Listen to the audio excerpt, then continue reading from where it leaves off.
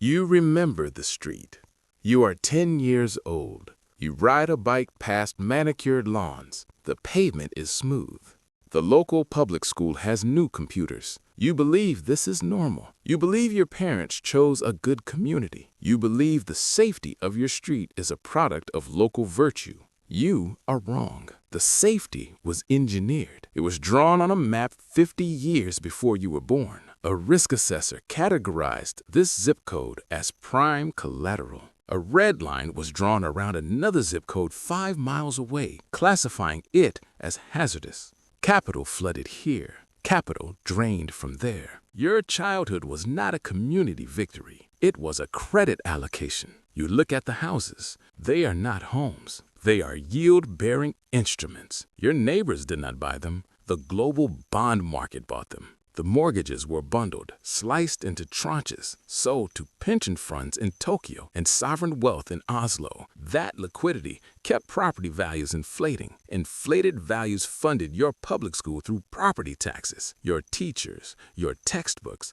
the smooth pavement under your tires. All of it subsidized by the global appetite for mortgage-backed securities. Now you are dirty. You try to return. You try to buy a house on that same street. You submit an offer. You are outbid, not by a family, by an algorithm. A private equity firm deploys the $2 billion credit facility. They buy the property in cash. They convert it to a rental. They securitize the monthly rent. The neighborhood is optimized for yield. You realize the truth. The baseline of your early life was dictated by a risk model. You thought you were raised in a neighborhood. You were raised inside an asset class. You age out of the neighborhood. You turn 18. The acceptance letter arrives. It feels like a coronation. You sit at a kitchen table and sign the master promissory note. You feel a profound sense of arrival. You believe you are purchasing a credential. You believe you are buying your future. You are not the customer. You are the collateral. You did not buy an education. The system bought you. You took your ambition, your potential, and your unlived decades and you monetized them for the machine. The debt you signed for is structurally unique. It is non-dischargeable. A corporate conglomerate can erase billions in a bankruptcy court. You cannot erase this. The state ensures the debt survives your failure. The state ensures it survives your illness. There is a reason for this permanency. Your debt does not sit in a vault. It is actively securitized. Your signature is bundled with 50,000 others. It is packaged into student-loaned asset-backed securities. SLABS. Wall Street slices your graduating class into risk tranches. They sell the steady, guaranteed stream of your future labor to hedge funds and institutional buyers. The institutional buyer does not care about your degree. They do not care about your entry-level salary. They care about the yield. The yield is guaranteed by the uncompromising legal architecture of the loan. You graduate, you enter the workforce, you check your balance. The principal has grown. You work 60 hours a week. A percentage of your biological energy is automatically siphoned off to service a bondholder you will never meet. You thought you were investing in your mind. The system was investing in your compliance. You signed away your 20s and 30s to guarantee the coupon payment on a spreadsheet. You are a yield-bearing asset. The asset is performing perfectly. You push a cart down aisle 4. You pick up a loaf of bread. You look at the meat counter. Eggs, milk, flour. The total is 30% higher than last year. You stare at the receipt. You blame inflation. You blame the supermarket. You blame the farmer. You are blaming the wrong people. The farmer is a spectator. The price of your survival was not determined in a field. It was set in a server farm in Chicago. You are buying physical calories. The price was dictated by a paper market. Agricultural futures. A hedge fund in Manhattan bought the right to 10,000 metric tons of winter wheat. They will never take delivery. They do not own silos. They own data. Algorithms scan satellite imagery of crop yields in Ukraine. They track barometric pressure in Brazil. They measure soil moisture in Argentina. They execute a trade in 4 microseconds. Algorithmic weather trading. They front-run the rain. Commodities index funds flood the market with passive capital. They treat human sustenance like a tech stock. They bid up the global price of grain to hedge against fiat decay. The cost of livestock feed explodes. The rancher passes the cost down. The logistics network passes it down. It lands on your receipt. You look at the food in your cart. You are not just paying for agricultural labor. You are paying the premium on a weather derivative. You are paying the management fee of a commodity index. Your biological need to eat is an asset class. Your hunger is tradable volatility. When a drought hits the Midwest, you worry about the grocery bill. A high-frequency trader calculates the arbitrage. They go long on scarcity. You swipe your card. The transaction clears. You think you are feeding your family. You are liquidating a position. You are called into the glass conference room. Human resources is present. Your manager does not make eye contact. They hand you a folder. They use sterile language. Macroeconomic headwinds, a difficult quarter, strategic restructuring. You pack your desk into a cardboard box. You believe the company was struggling. You believe you are a casualty of the free market. You were a casualty of a spreadsheet. The company was perfectly profitable 6 months ago. Then the acquisition closed. A private equity sponsor in Manhattan bought your employer. They did not use their own capital. They executed a leveraged buyout. They borrowed $800 million and placed the debt directly onto your company's balance sheet. Your employer was forced to finance its own capture. The new debt carries a 5% yield. The interest expense is massive, immediate, and unrelenting. The private credit fund that issued the loan demands a strict interest coverage ratio. It is legally binding mathematical covenant. If the ratio breaks, the sponsor loses control of the asset. The sponsor does not innovate to increase revenue. Innovation is slow. They need immediate cash flow. They execute what they call right-sizing. They open the ledger. They look at your division. They do not see human beings. They see highly liquid liabilities. Your salary, your healthcare premium, your retirement match. Your termination had nothing to do with your performance. It was a structural requirement. Your compensation was eliminated and instantly reallocated to pay the monthly interest coupon to a credit fund on the 40th floor of a building you would never enter. The business did not fail. The business functioned exactly as engineered. You did not lose your livelihood to a bad quarter. You lost it to a debt covenant.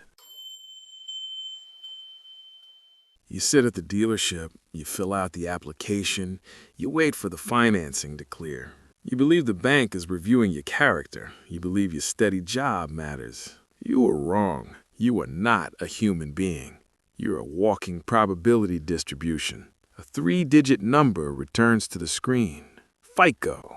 You think it measures your financial responsibility. It measures your profitability to the machine.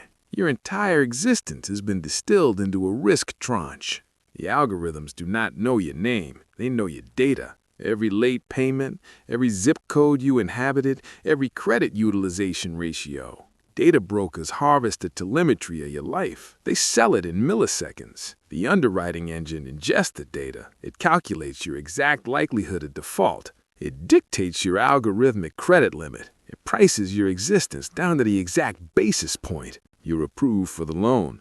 The interest rate is 11%. The man who sat in this chair an hour ago received 3%. You are borrowing the exact same capital to buy the exact same asset, but you will pay nearly 4 times the price for it. The math is engineered with a specific cruelty. If you lack capital, the system charges you a massive premium to access it. If you hold capital, the system subsidizes your access. Being poor is mathematically more expensive than being rich. You are penalized for your vulnerability. The bank calls it risk-adjusted pricing. The objective reality is extraction. It's a tax on desperation. Your digital behavior dictates your cost of survival.